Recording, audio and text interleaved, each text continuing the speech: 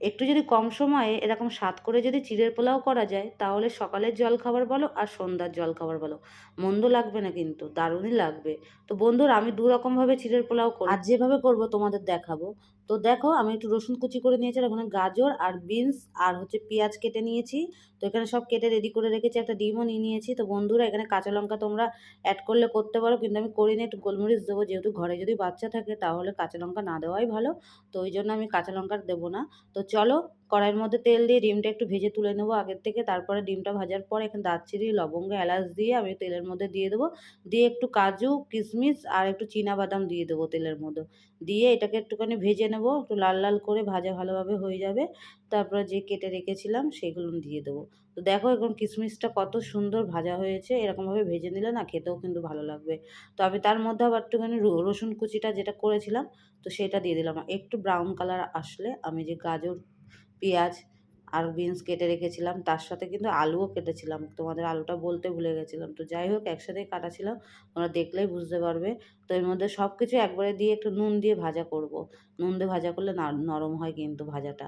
তার মধ্যে একটু হলুদ দিলাম কালারের জন্য। হলুদ না দিলেও কিন্তু ভালো লাগে খেতে। কিন্তু বাসন্তী পোলাও যেরকম একটু কালারটা আসে হলুদ, হলুদ, তেমনই একটু কালার করব বলে ওই জন্য হলুদ দিয়ে দিলাম। তো একটু নাড়িয়ে চাড়িয়ে নিলাম। দিয়ে চিড়েটা কিন্তু আমি জল দিয়ে ভালো করে ধুয়ে নিয়েছিলাম, ধুয়ে রেখেছিলাম আর নরম হয়ে গেছিলো। তো ভালো করে ধুয়ে নিলে গন্ধ বেরোয় না। চিড়ের থেকে একটা গন্ধ বেরোয়, তো এই গন্ধটা আর আসে না। তো দেখো, চিড়েটা দেওয়ার পর আমি এর মধ্যে কিন্তু ডিমটাও দিয়ে দিলাম। ডিমটা দেওয়ার পর আমি এক এক করে সব কিছু দিয়ে দেবো। একটু গোলমরিচ দিয়ে দিলাম। তারপরে দিয়ে দেবো একটুখানি গরম মশলার গুঁড়ো। তো এগুলো সব এক এক করে দিয়ে দেবো। গরম মশলা গুঁড়ো দেওয়ার পর আমি এর মধ্যে দিয়ে দেবো একটুখানি চিনি। তো সব এক এক করে অ্যাড করব। সব কিছু একবারে দিলেই না, তারপরে নাড়িয়ে নেব। তো একটু ঘি দিয়ে দেবো। তো দেখো বন্ধুরা, এই ঘিটা আমি নিজে হাতে তৈরি করেছিলাম। সেই ঘিটা দিচ্ছি, অল্প করে দিচ্ছি, পরে আবার দেবো ওই জন্য। আর তোমরা চাইলে এখানে সয়া সসও দিতে পারো, কিন্তু আমি সয়া সস আর দিইনি। যেহেতু ছেলে খাবে, সেরকম বেশি একটা কিছু দিইনি। সকালের ব্রেকফাস্টে এরকম হালকা রান্নাই ঠিক আছে, বেশি জিনিস দিয়ে না খাওয়াটাই ভালো।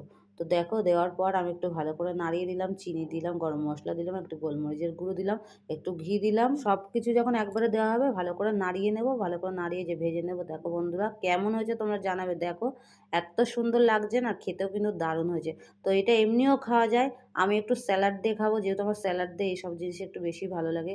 তো দেখো, আমি একটু পেঁয়াজ আর একটু শসা কেটে নিয়েছি। ওপর থেকে লঙ্কা দিয়েও খাওয়া যায়, কিন্তু আমি লঙ্কা দিইনি। তো এর ভিতরে একটু সস দেবো, দিয়ে আমি এরপর খাওয়া দাওয়া হবে। তো দেখো বন্ধুরা, শসা, পেঁয়াজ আর সস দিয়ে খেয়ে দেখো একবার, তোমরা ট্রাই করে দেখো, অবশ্যই ভালো লাগবে। আর এটা ছাড়াও ভালো লাগে, কিন্তু তোমরা একবার এরকমভাবে খেয়ে দেখো। তো কে কে এরকমভাবে চিড়ের পোলাও করো কমেন্ট করে জানাবে। আর এর ছাড়াও নিরামিষ যেটা করি আমি, ডিম, পেঁয়াজ আর রসুন ছাড়াও করি, সেটা এইভাবেই একইভাবেই করি, শুধু ওগুলি বাদে। তো কেমন লাগলো?